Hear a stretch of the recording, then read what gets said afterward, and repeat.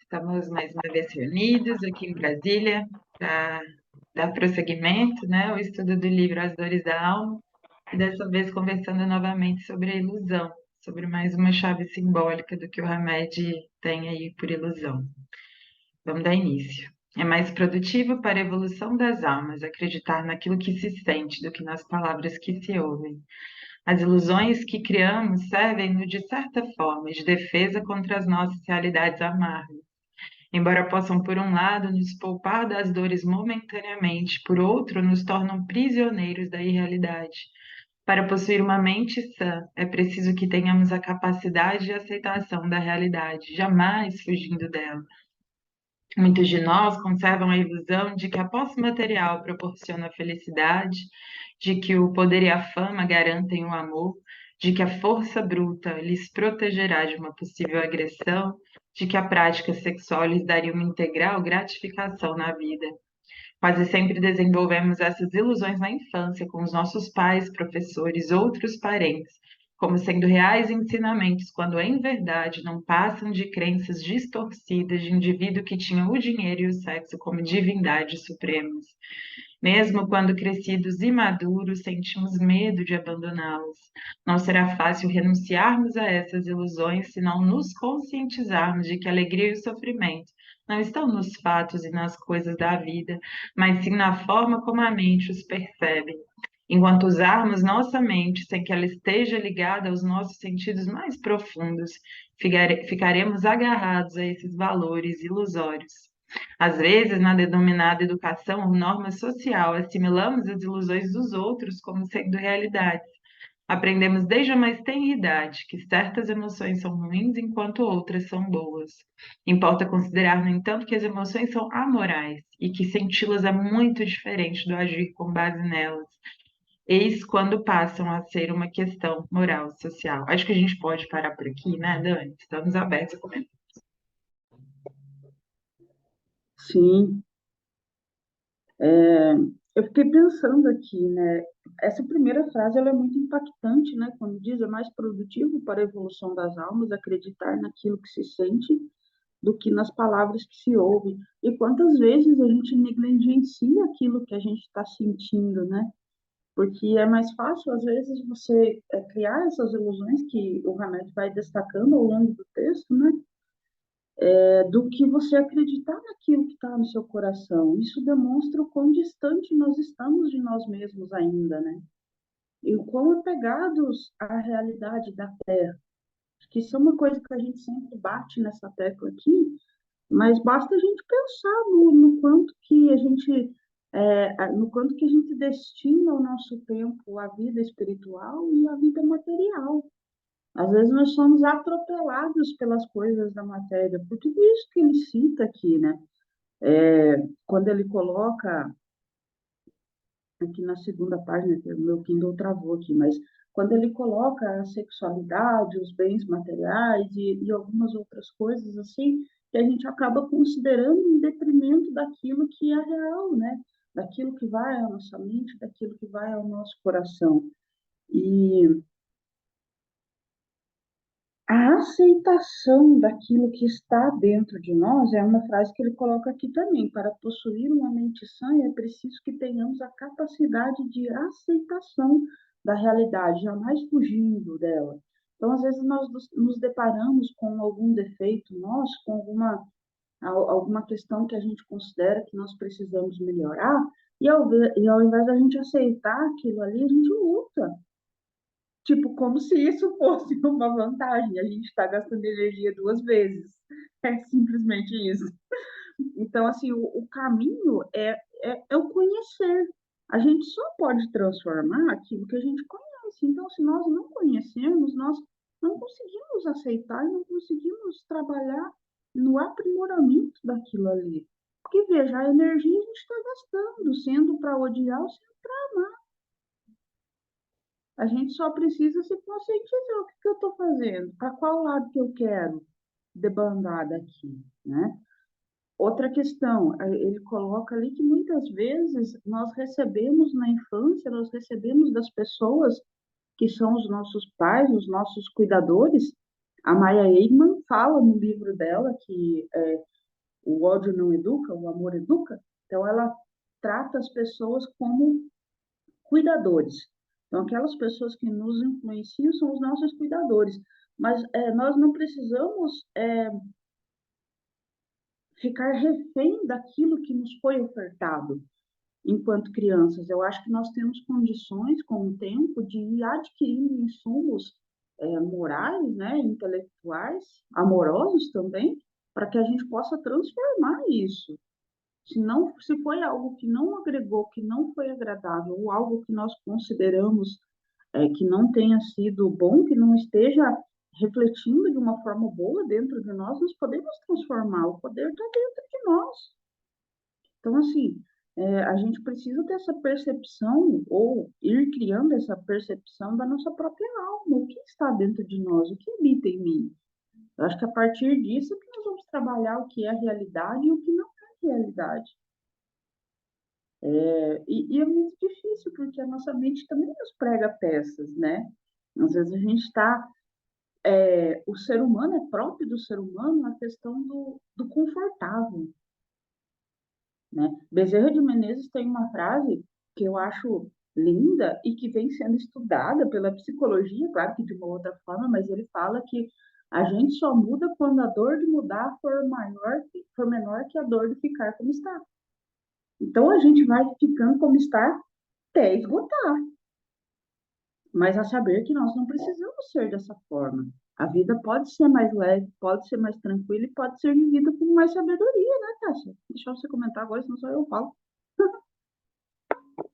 Não, Dan, eu ficaria aqui ouvindo sempre.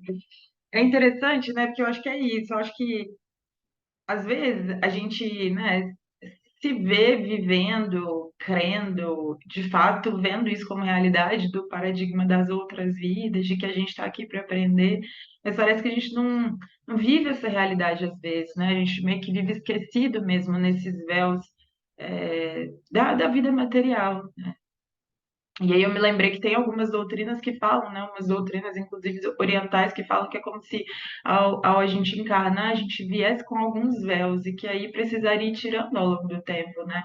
Que é esses véus que tapam um pouco essa nossa ideia mais imaterial da vida, porque chegamos aqui e ficamos tão apegados, tão identificados com as experiências, com as pessoas, com o fato de quem nós somos, que a gente esquece que na verdade, a gente pode transcender isso, né? E que inclusive é o nosso papel, né? Então, eu acho que se a gente vivenciasse de fato um pouco mais é, esse paradigma da reencarnação e de entender que a gente está aqui para evoluir e para crescer como ser humano, talvez o processo ficasse um pouco mais leve. Me parece também, né? Porque a gente tem uma série de questões aí para vivenciar mesmo, mas é entender assim. Poxa, se eu tô aqui para evoluir, eu tô aqui para ser quem eu sou, e para ser quem eu sou, precisa de realmente uma visão muito clara de si, né, Dani? É o que a gente às vezes fala, assim, é incômodo, é doído, então é fácil fugir disso, fugir para distrações que a vida material oferece, né? Então é bem o que ele disse ali, criamos a ilusão de que a posse material vai proporcionar a felicidade, que poder e a fama vão garantir o amor, então em busca de um amor, que é o que a gente às vezes mais quer, a gente acha que a gente precisa de fama, de dinheiro, de poder, e aí quando conquista isso, cadê o amor que a gente tanto buscou, né? Então são essas ilusões que a gente vai criando mesmo, né? De que para ser feliz eu realmente preciso ter dinheiro, e às vezes você vem de uma família um pouco mais humilde, mas vai crescendo na vida e cresce cada vez mais, vai percebendo, poxa, mas não parece que o dinheiro traz felicidade. É claro, traz comodidades, né? Te proporciona coisas que o fato de você ter dinheiro não proporcionaria, mas felicidade mesmo, será que proporciona? Então, são essas ilusões que vão nos sendo criadas, né? De que, olha, se você tiver isso, isso e isso, você vai ser feliz. Aí, de repente, você vai conquistando as coisas e pela sua própria experiência você fala, não, mas não parece que é, né? E é interessante o papel desses cuidadores mesmo na nossa vida, que às vezes vão trazendo essas ditas verdades sociais, essas normas sociais, que inclusive estão reproduzindo, né, Dani? Uma coisa que a gente sempre comenta aqui, não fazem por mal. Inclusive estão reproduzindo muito provavelmente crenças e padrões e normas sociais que foram impostos a eles também.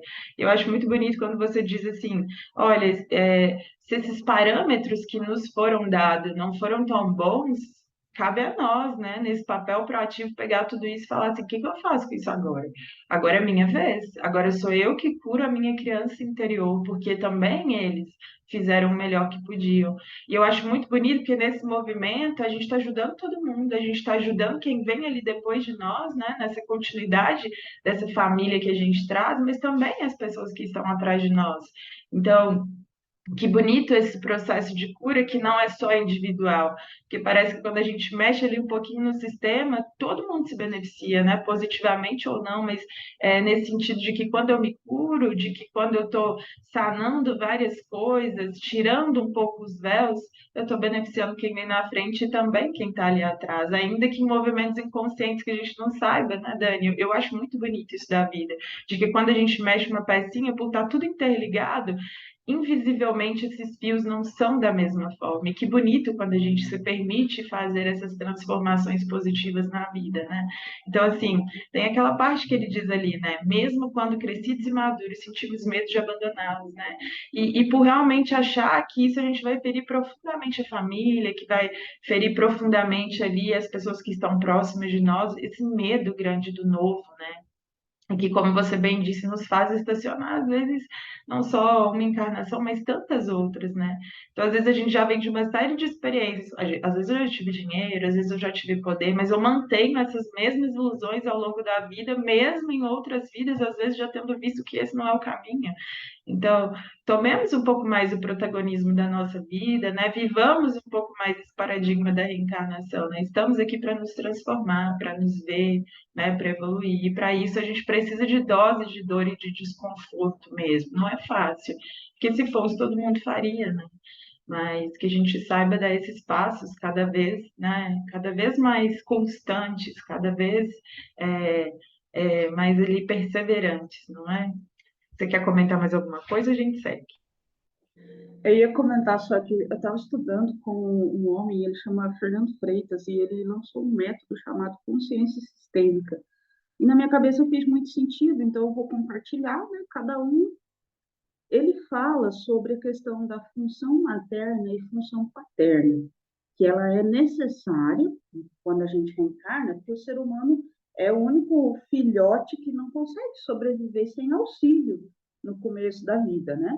Então a gente precisa dessa função materna e função paterna.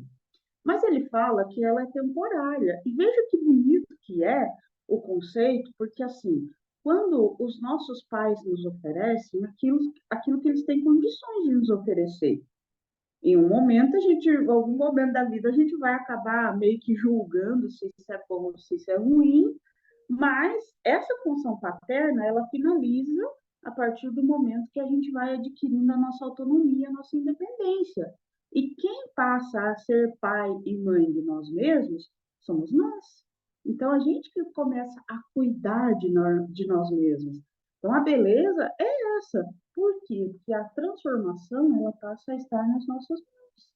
E olha que lindo que é você poder se acolher nos momentos em que você sentiu na sua vida que você não foi acolhido, você poder se amar. Isso faz todo sentido, porque assim, tudo aquilo que a gente oferece a nós mesmos, de alguma maneira a gente reverbera no mundo, né, Tássia? Então, quando você se acolhe, quando você se ama, você acaba também se melhorando enquanto ser humano e devolvendo isso ao universo, passando para frente isso.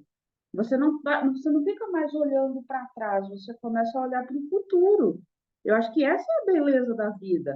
A gente perceber que tudo está inevitavelmente nas nossas mãos. É difícil, é complexo, porque é muito melhor eu pensar que algo externo pode acontecer e imediatamente transformar e modificar tudo.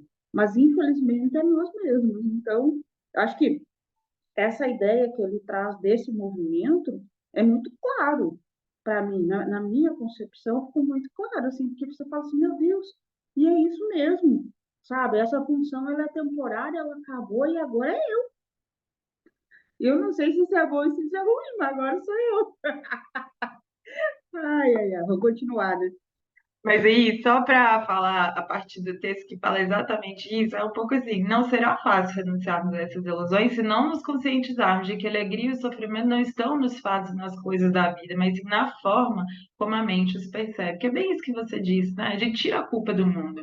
Olha, fizeram o possível, meus pais, meus cuidadores, quem esteve comigo ao meu lado, tendo esse papel fez o melhor que pôde, né? Então, deixe de lado aquilo que não foi ruim, é como você falou, poxa, agora eu cuido de mim, as minhas necessidades que às vezes não foram supridas, né? Nesse amor que às vezes me faltou eventualmente, pego e me acolho, né? E me dou esse colo. Então, deixe de ver o mundo como isso de bom ou mal, né? E aí pega o protagonismo e fala, olha, agora na verdade o que importa é o que eu vou fazer com isso. E aí, eu vou reproduzir aquilo de ruim que me foi passado ou eu falo, cesso aqui e começo, né, uma nova história, na medida do possível, sem julgamento, entendendo que foi feito o que foi possível, né? Então, sem áreas de perfeccionismo, né? Inclusive, né, Dani, a maturidade nos traz muito isso, pelo menos assim, me trouxe muito isso de que, poxa, olha, quem esteve ao meu lado, quem cuidou de mim, fez demais, né? Às vezes nem teve isso e fez muito, muito mesmo. E como é difícil, mesmo estando ciente de fazer diferente, como é difícil fazer diferente. Então, é assim, é uma humildade mesmo que a gente cria de falar assim, olha, se por um momento te julguei, que difícil, na verdade, fazer diferente, né? Então, acolho tudo isso que às vezes não foi tão positivo e falo, olha, com humildade eu vou tentar a partir daqui fazer diferente, vou tentar a partir daqui fazer melhor por mim, mas por vocês também, que tanto me amaram, que tanto fizeram por mim, no que puderam, né? Mas vamos continuar. Os costumes sociais nos obrigam não obrigam muitas vezes o homem a enveredar por um caminho de preferência a outro, que se chama respeito humano, não constitui óbice ao exercício do livre-arbítrio. São os homens e não Deus quem faz os costumes sociais. Se eles a estes se submetem, é porque lhes convém. Tal submissão, portanto, representa um ato de livre-arbítrio. Colocar restrições às emoções é como querer segurar as ondas do mar, enquanto colocar restrições ao comportamento humano é perfeitamente possível e válido. São os comportamentos adequados que promovem o bem-estar dos grupos sociais e, inquestionavelmente, são necessários à harmonia da comunidade. As emoções são simplesmente emoções. É importantíssimo aprendermos a perdoar e sermos compreensíveis, desde que façamos isso agindo por livre escolha, não por medo ou autonegação emocional. Na maioria dos casos, damos a outra face, não por uma capacidade de livre expressão e consciência, mas usando falsas atitudes de compreensão e espontaneidade. Para que os nossos atos e comportamentos sejam verdadeiros, as emoções devem ser percebidas como são e totalmente reconhecidas pela nossa personalidade, a fim de que a nossa expressão seja natural, fácil e apropriada às situações. Identificar uma emoção é diferente de suportá-la. Na identificação, nós a reconhecemos e a partir daí agimos ou não. Suportar a emoção significa ignorá-la ou simplesmente tentar eliminá-la. Eu não sei se a gente para por aqui. Ou só mais um parágrafo. Censurar as emoções é ilusão. Seria o mesmo que censurar a própria natureza. Habitualmente, os pais costumam repreender o filho dizendo que não deveria ter raiva ou medo. Por certo, condenam as crianças por essas emoções e as obrigam a escondê-las. Porém, eles não conseguem extirpá-las. Ao punirem os seus filhos por estes expressarem as suas emoções naturais, talvez não estejam usando o melhor método educativo. Não seria melhor ensinar-lhes os códigos do bom comportamento social, deixando que seu modo de ser flua com naturalidade e equilíbrio sem anular a personalidade ou torná-los submissos? Aberto a comentários. Ela vai a gente de novo. Ai, ai, ai, como é importante, né? A gente reconhecer as emoções que estão em nós. As emoções são algo natural, né, Tássia? A gente sentir raiva, sentir medo, tristeza, é tudo natural, mas como que muitas vezes nós somos ensinados que isso é ruim e a gente é ensinado a negar, né? E o remédio traz para nós, e hoje é o que a ciência vem também trazendo para a gente a importância da aceitação daquilo que está dentro de nós, né? Muitos psicólogos falam sobre isso, né? Terapeutas e várias outras, né, pessoas estudiosas, a neurociência traz para a gente também a questão das emoções, né? Mas o quanto que a gente ainda peca um pouco enquanto educador, enquanto cuidador, ofertando às nossas crianças um movimento que às vezes vai ser extremamente prejudicial, sem a gente compreender como que aquilo vai afetar ela quando for crescendo na adolescência e quando ela chegar a ser adulta também, né? Eu acho que nós, da nossa geração, estamos aqui para quebrar um ciclo. Somos quebradores de ciclos. Esse é o meu pensamento.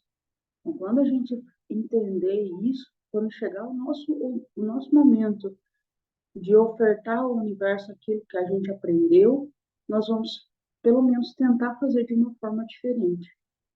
Porque, da forma como vem sendo feita, a gente está criando pessoas doentes. Infelizmente, é isso. E não pessoas que pensam através do respeito, da compreensão, da aceitação, mas sim pessoas que agem através do medo e da negação. E isso é muito triste você chegar numa altura, e para transformar isso enquanto adulto também é muito difícil, porque a pessoa já está construída daquela forma. E se tem uma coisa que é muito difícil nesse mundo, é transformar ideias. A gente se apega como se aquilo fosse a salvação da nossa vida. E principalmente porque, por uma honra também, àqueles que cuidaram da gente, aos nossos pais, a gente tem uma. Mas é uma honra, assim, que não condiz, né, Tássia? Porque é algo que não nos traz leveza, não nos traz mais suavidade no viver, nos traz um peso. Então, assim, eu sempre penso nisso. É muito difícil. Às vezes eu fico observando, assim, por exemplo, a minha avó e o meu avô. O meu avô é um ser humano muito bom, mas eu fico pensando como que eles foram criados, o que eles passaram. Isso que você falou anteriormente, eles ofertaram muito mais do que eles receberam. Então, assim, não cabe o julgamento, mas cabe, assim, o meu Deus, eles nos ofertaram muito. O meu pai, a mesma coisa. Se você for pensar a realidade da vida, a cultura da época, a dinâmica da geração deles, você vai notar que eles nos ofertaram muito mais, mas que a emoção era uma coisa que não existia para eles. Eles tinham que ser firmes, eles tinham que ser duros, eles tinham que ser várias coisas, mas não cabia muita coisa, né? Então, eu acho que essa fala dele aqui, para que nossos atos e comportamentos sejam verdadeiros, as emoções devem ser percebidas como são e totalmente reconhecidas pela nossa personalidade, a fim de que a nossa expressão seja natural, fácil, apropriada às situações. Então, para que a gente seja um ser humano verdadeiro, nós precisamos estar alinhados com as nossas emoções. Ai, Dani, eu acho que tem essa fala dele aqui mesmo, né? Que é uma realidade. Ele fala ali, né? As emoções são simplesmente emoções. É importantíssimo aprendermos a perdoar e sermos compreensíveis, desde que façamos isso agindo por livre escolha, não por medo, autonegação emocional. Isso me vem muito, né? Que às vezes a gente é religioso, seja qual denominação religiosa seja, né? Pensar assim, ah, não, mas se eu sou religioso, eu posso sentir raiva. Se eu sou religioso, eu tenho que perdoar. E aí coloca o religioso nessa caixinha. Eu tenho o quê, né? E isso não é uma virtude, né? É a gente numa imposição, num movimento, na verdade, forçado da nossa alma de não se permitir sentir isso. E não se permitir sentir isso significa que aquilo vai ficar guardado de algum modo. Então é o que ele fala ali, né? A gente tem mesmo que aprender a perdoar, que ser compreensível, mas que isso venha de um movimento natural de uma alma que aprendeu que é assim, né? E não de você tem que, se você for religioso, você tem que perdoar. E o quanto a gente não se permite sentir. E o que ele comenta muito, que é assim, olha, colocar restrições das emoções é como querer segurar as ondas do mar, ou seja, completamente impossível, né? Mas é aquilo que ele fala, enquanto colocar restrições ao comportamento humano é perfeitamente possível e válido, ou seja, sentir eu vou sentir, não tem como eu conter uma onda do mar, então se eu estou com raiva, eu vou sentir essa raiva, e eu tenho que me permitir sentir até para que eu entenda que eu estou sentindo raiva, e a buscar os porquês, e a entender as situações, mas outra coisa muito diferente é o que eu faço com essa raiva, que é o que ele fala ali, né? Enquanto colocar restrições ao comportamento humano é perfeitamente possível, ou seja, sentir raiva, poxa, não tem como eu simplesmente achar que eu não vou sentir raiva, mas é o que eu, como ser humano mais maduro, mais entendido sobre mim, vou fazer com essa raiva. Eu vou explodir em todo mundo, né? Vou agredir fisicamente, vou agredir psicologicamente com as minhas palavras, né? Que também ferem muito, às vezes muito mais. O que que eu vou fazer com essa raiva? E aí entender assim, isso eu tenho como controlar. Já mais amadurecido é o que que eu vou fazer com essa raiva que eu estou sentindo. Mas sentir eu vou,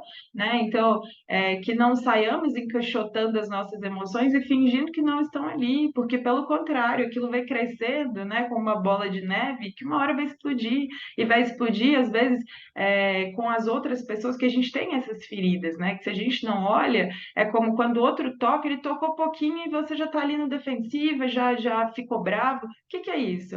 É aquilo que foi guardado e que, de certa forma, não foi olhado, né? Então, a outra pessoa não pode simplesmente tocar naquele pontinho nosso ali de dor que a gente já explode, já reage de um jeito completamente desproporcional. E isso acontece quando a gente não olha, não tenta sanar aquilo que está ali. Porque uma coisa sentir, a gente vai sentir, né? Nós somos seres humanos, as emoções elas têm uma função, né, Dani? Então eu penso muito sobre isso assim também, né? Como é que eu vou reagir?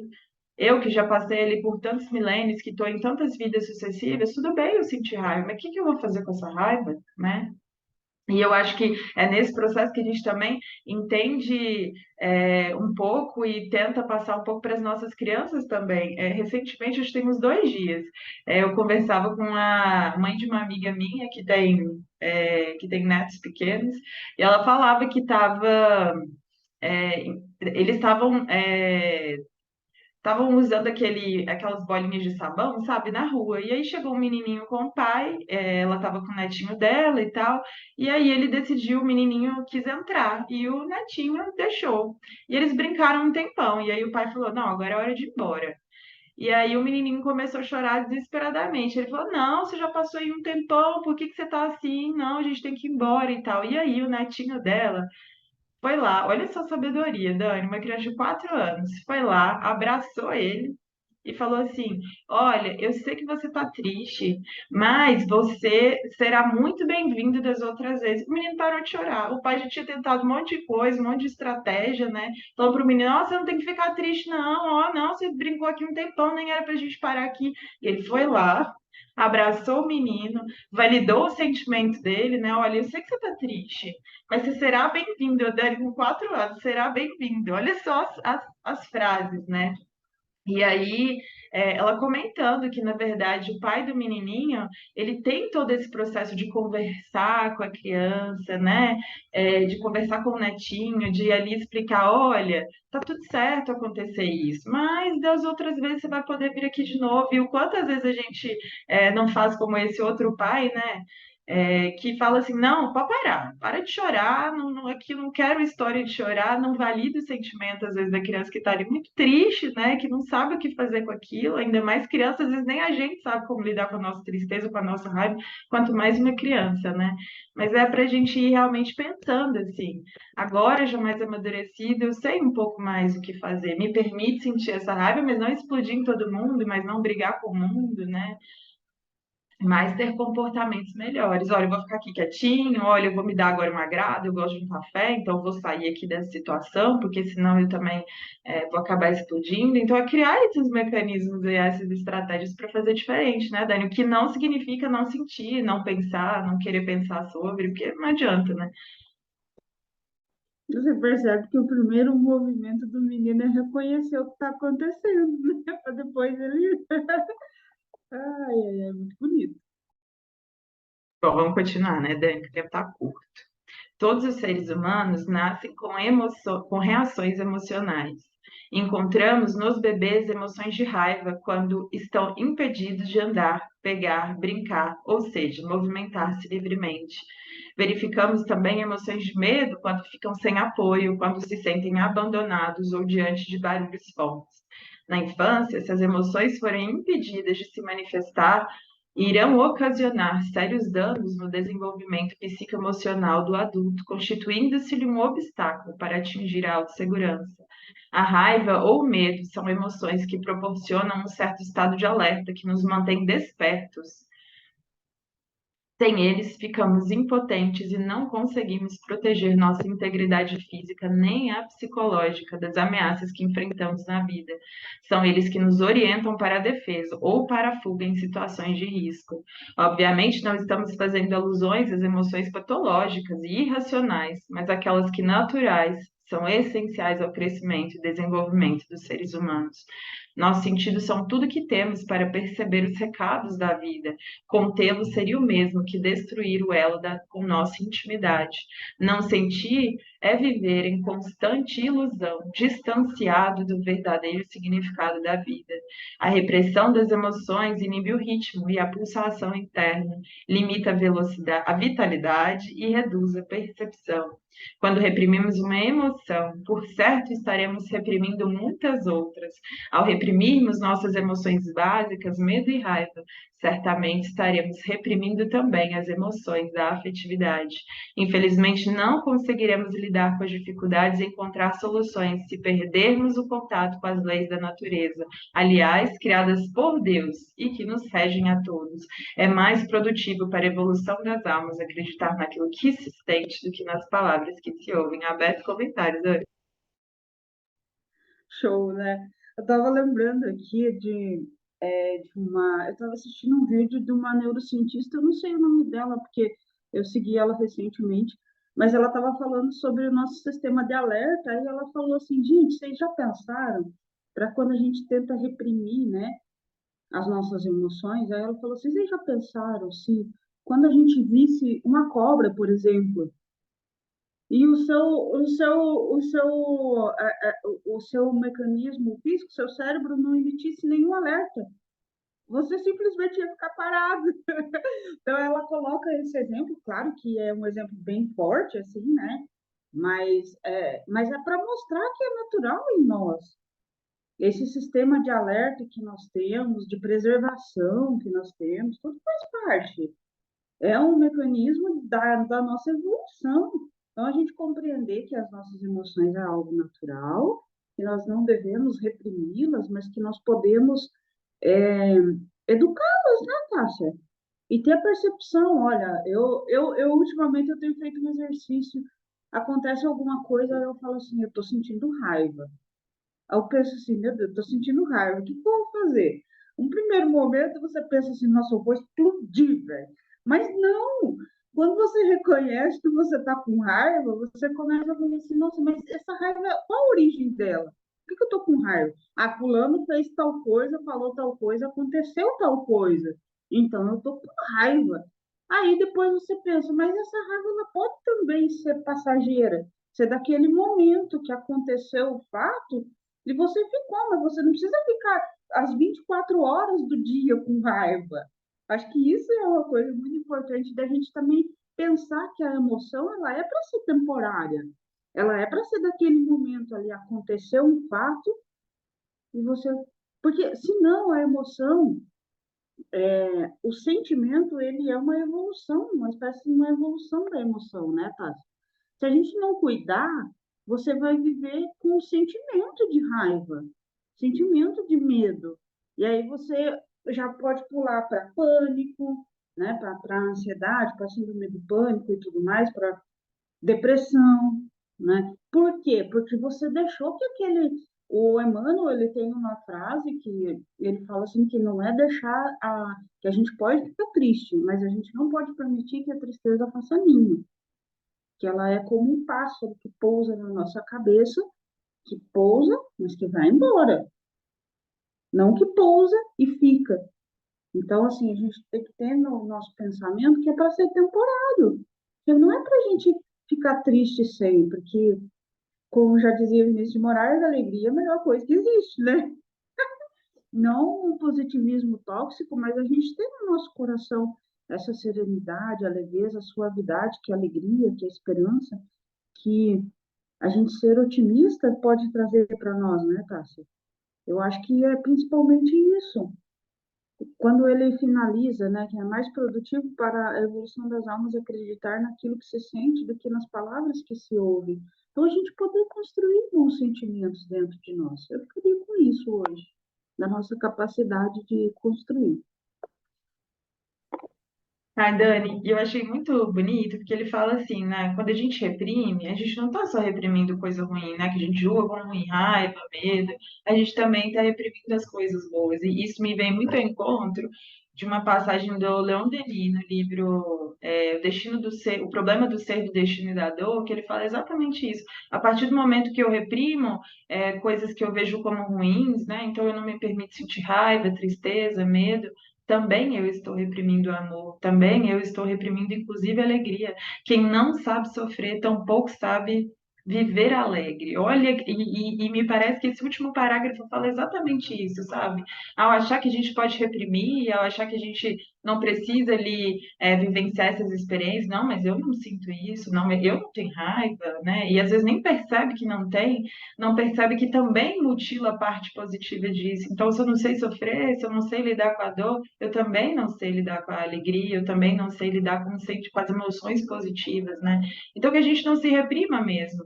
E às vezes, indo para um extremo muito grande disso, né? Se eu não me permito sentir, por exemplo, essa raiva, esse medo, essa dor, então eu me torno aquela pessoa, às vezes, que não sabe dizer não, que não tem limite, porque não se permite sentir, não, eu não posso, não posso desagradar as pessoas, né? Então aí também se torna essa pessoa que não vai saber dizer não, que não vai saber colocar limites saudáveis nas relações, nas pessoas, nas circunstâncias, né?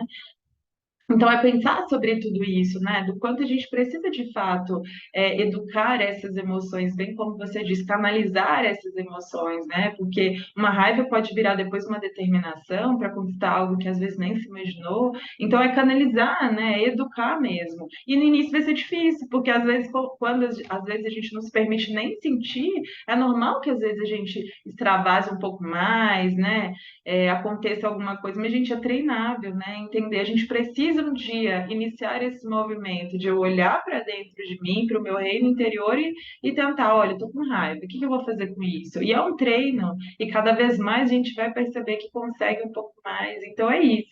Que a gente não reprima o que sente, que não tem ilusões de que a gente não tem raiva, não tem tristeza, que a gente se permita sentir, mas que se permita também educá-las, tomar as rédeas de tudo isso, né? Então, que bonito.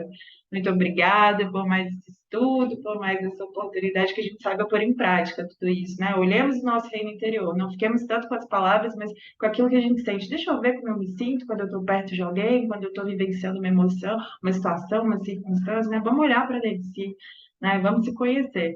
Então é isso. Quer falar mais alguma coisa, Dani? Não, tá tudo bem. Que Deus nos abençoe nos nossos propósitos. Amém. Até logo, gente. Boa semana.